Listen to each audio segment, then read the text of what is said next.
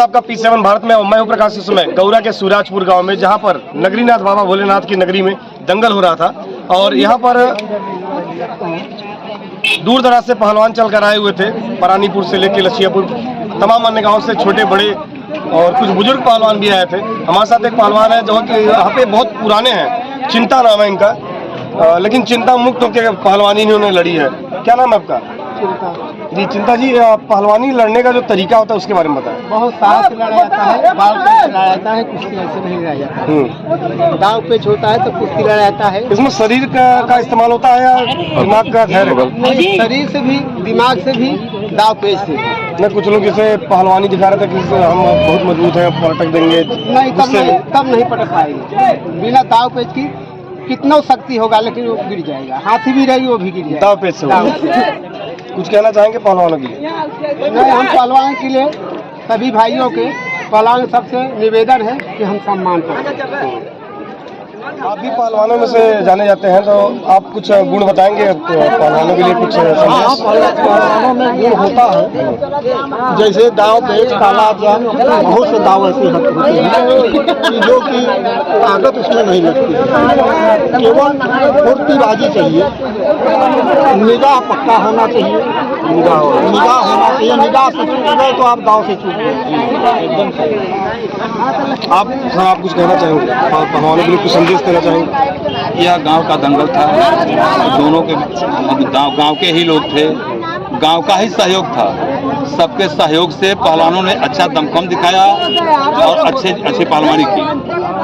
भविष्य में हम आपके चैनल के माध्यम से कहते हैं कि यह अखाड़ा और आगे जाएगा और आगे पहलवानों का सम्मान किया जाएगा।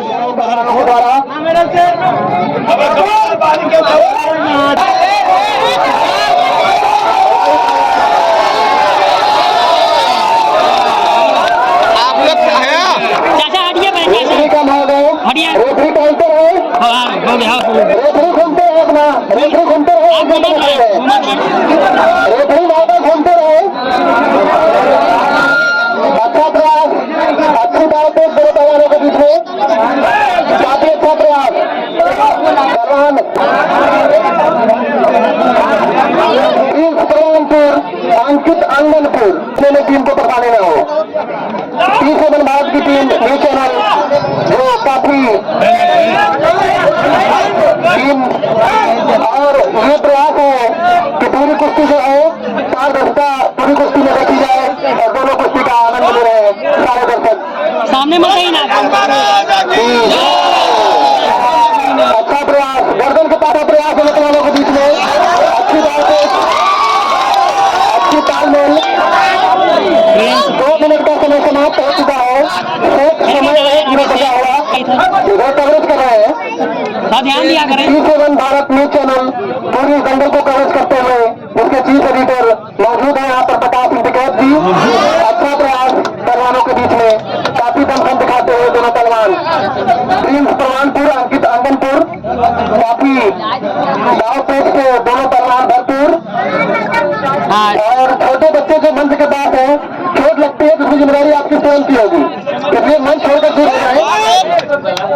हमारे भाई मौजूद हैं ब्रिजेश यादव जी, जो कि एकलव्य सेवा समिति चलाते हैं और अपने समिति के माध्यम से युवा हो या फिर कोई असहाय गरीब हो, शोषित वंचित हो, उसकी मदद करते रहते हैं हमेशा। और कभी भी कोई शहीद होता है तो उसकी शहीदी दिवस पर, उनके पुण्यतिथि पर हमेशा सहयोग करते हैं और अपने युवाओं को लेकर बढ़ चढ़ कर उसमें हिस्सा लेते हैं। तो ऐसे ब्रिजेश जी से हमारी मुलाकात हुई है।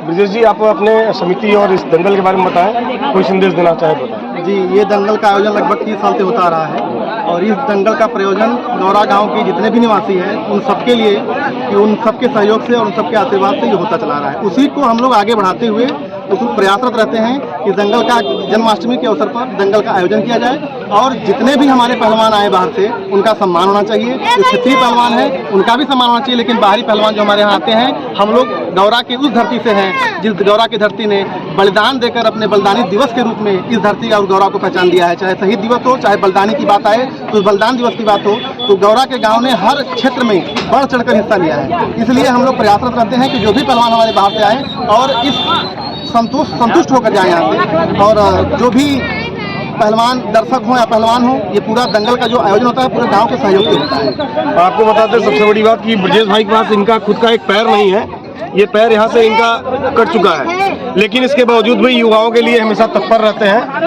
एक घटना यहाँ पे घटी है, कुछ पहलवान आए थे, काफी गुस्से में लड़ रहे थे, बाद में उस कुश्ती को रद्द करना पड़ा। तो ऐसे युवाओं को क्या संदेश देना चाहेंगे जो ज्यादा गुस्से में आकर के खेल की भावना बिगाड़ते हैं? जी, मुझे लगता है कि उनकी थोड़ा समझदारी की कमी है और मैं चाहता हूं कि वो समझदार बने और दूसरे पहलवानों पर देखकर कुछ सीखें।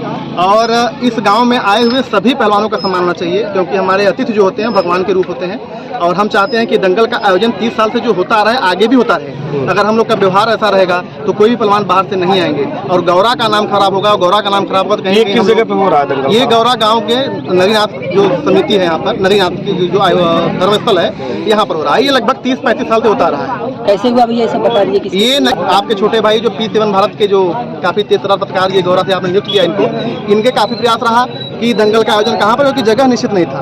तो इसमें प्रधान जी को भी बहुत बहुत धन्यवाद देते हैं और आपके साथी सम सिंह को भी बहुत बहुत धन्यवाद देते हैं कि इन्होंने ये दिन रात एक करके और प्रधान जी को समय से अवगत कराया। प्रधान जी ने काफी सहयोग किया, धनराशि के माध्यम से भी और JCB के माध्यम से भी। हम तत्काल रूप से उन्होंने इसको बनवाया और उन्हें आश्वासन दिया है कि इसको भविष्य में हम लोग परमानेंट करेंगे। इसको एक परमानेंट को जगह दी जाएगी और उनका पूरी गौरा गांव की तरफ से उनको धन्यवाद देता हूं कि जल्द से जल्द ये लोग करें। हाँ, बेचन थी प्रधान। बहुत बहुत धन्यवाद आप सभी का और जुड़े रहिए P7 भारत के साथ। अगर आपको हमारी खबरें अच्छी लगती है चैनल को सब्सक्राइब करें, ज्वाइन करें और लाइक कमेंट जरूर करें। जय हिंद, जय भारत।